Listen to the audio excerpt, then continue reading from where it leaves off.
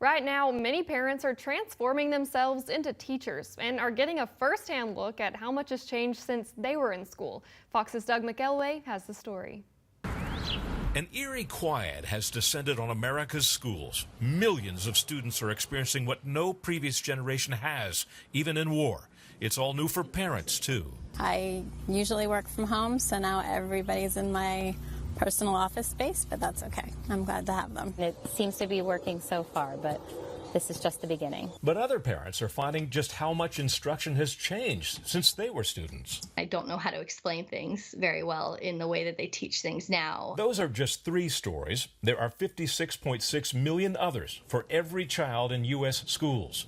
School closures vary by state. Virginia, Kansas, Oklahoma, and Arizona are closed for the year. Others are closed into April or May. As the details of distance learning are smoothed out district by district, some issues stand out. Some students lack computers or internet. Also problematic, parents in critical industries like healthcare, law enforcement, supply chains, and grocery stores. Some hospitals are setting up temporary child care facilities.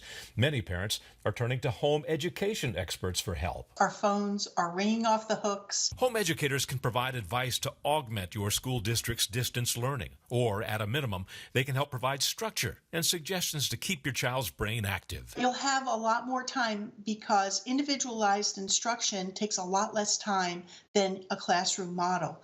But this is a great opportunity for your child to learn to pursue their interests.